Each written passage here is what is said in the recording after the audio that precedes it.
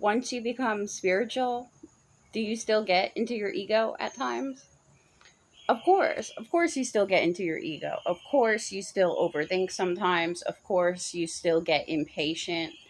But the difference between people who are on a spiritual path and people who are not is that when the ego is triggered, a spiritual person will welcome the ego death, because that's really what spirit is asking from us when we're being triggered. It's asking us, can you let this go? Can you let your ego die in this area?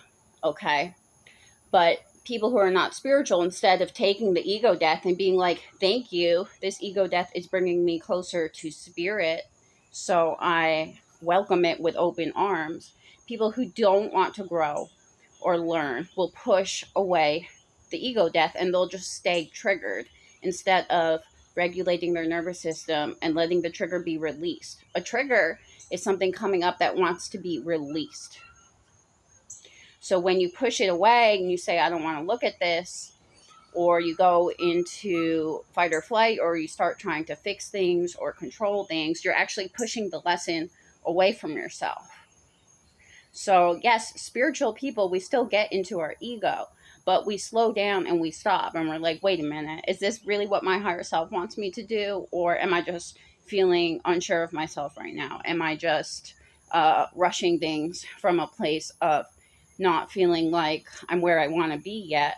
Or is this something that my higher self actually wants me to do?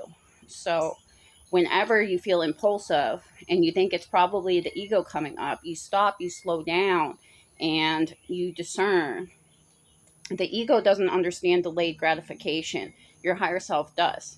And you can create way more cool stuff when you have delayed gratification and you stay in alignment and you stay uh, in integrity and you stay in the vibration of your truth. You can create way better.